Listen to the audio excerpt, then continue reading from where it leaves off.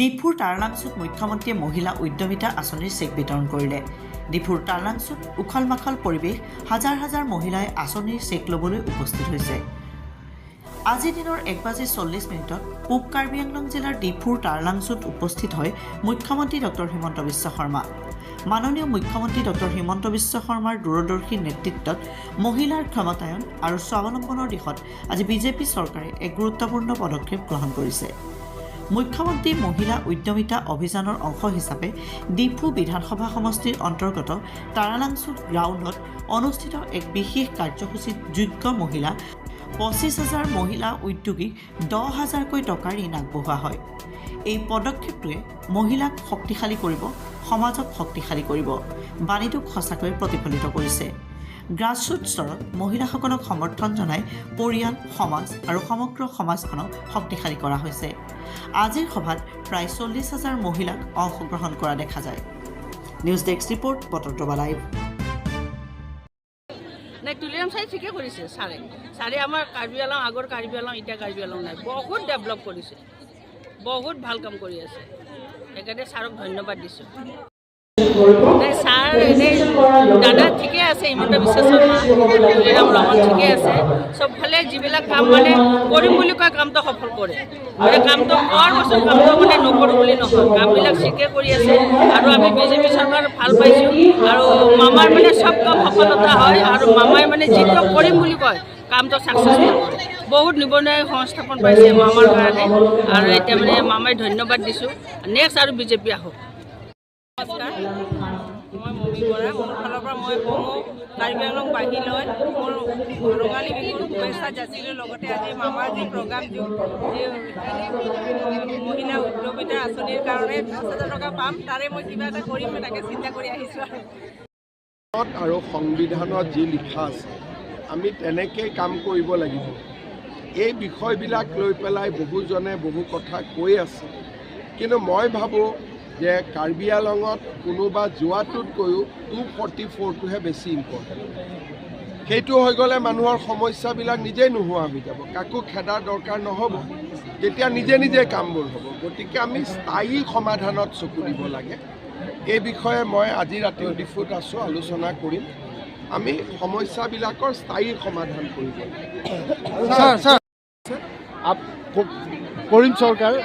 এই আমচুৰ প্ৰাক্তন এইটো কংগ্ৰেছৰ ভিতৰৰ কথা। আমি বিচাৰিছিলোঁ যে শিৱসাগৰক ধুবুৰী বনাম বুলি কোৱাৰ পিছত গৌৰৱ গগৈয়ে এই ব্যক্তিজনক পাৰ্টীৰ পৰা বহিষ্কাৰ নকৰিলে। ব্যক্তিজনে আজি ৰাইজৰ হেঁচাত পদত্যাগ কৰিলে, কিন্তু গৌৰৱ গগৈয়ে কোনো ভূমিকা পালন নকৰিলে।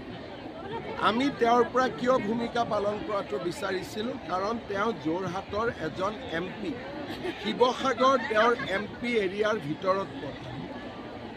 ইয়াৰ পৰা বুজা যায় যে গৌৰৱ গগৈৰ মৰম যোৰহাট বা শিৱসাগৰৰ প্ৰতি নহয়, গৌৰৱ গগৈৰ মৰম মিয়াৰ প্ৰতি বেছি আছে।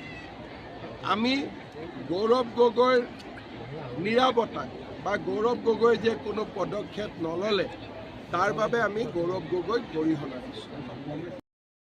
নিজে বুজি পাইছে যে কংগ্ৰেছ দলটোৱে মাঘ বিহুৰ, ভোগালীৰ, উৰুকা একো বুজি নাপায়, তেওঁলোকে খালি মিয়াক বুজি পায়।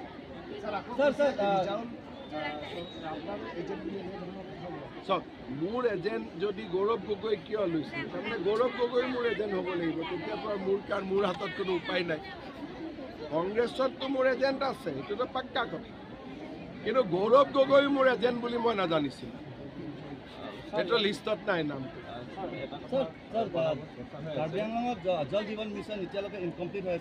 জল জীৱন মিছন গোটেই দেশতে ইনকমপ্লিট হৈ আছে।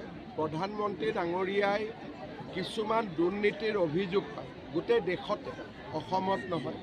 তেখেতে নিজাববীয়াকৈ তদন্ত কৰি আছে, আৰু তদন্তৰ পিছতহে তেওঁ পইচা ৰিলিজ কৰিব। মন্ত্ৰী ডাঙৰীয়াই যিহেতু নিজে তদন্ত কৰি আছে, গতিকে তাত আমি মাত মাতিব খোজা নাই এতিয়া। নিশ্চিতভাৱে আমাৰ অসমৰ কামখিনি ভাল হোৱা বুলি আমি ভাবোঁ। নিশ্চিতভাৱে অসমৰ পুঁজি কোনোবা নহয় কোনোবা সময়ত প্ৰধানমন্ত্ৰী ডাঙৰীয়াই মুকলি কৰিব।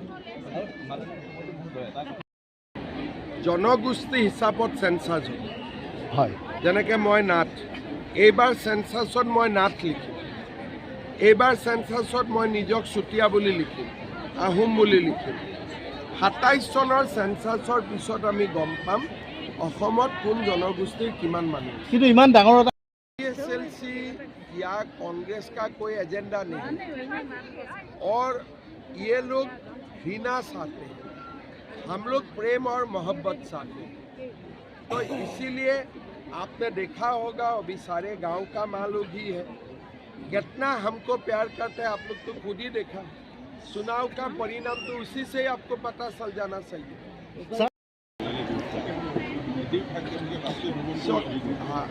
আমাৰ অসমীয়া মানুহৰ বাবে বিহু আমাৰ এটা জাতীয় উৎসৱ। মেজি আমি কিয় জ্বলাওঁ? কাৰণ জুই বা অগ্নিয়ে মাজৰ মানুহে ধান কিনি আছে, আমি এৰেষ্ট কৰিব লাগিব। এটা মিল কাৰ্বি আংলং কাউন্সিলেও বনাব পাৰে ৰাজহুৱা কৰি, প্ৰত্যেক 5টা সমষ্টিত 5টা মিল। মই কথা পাতি ল'ম। ছাৰ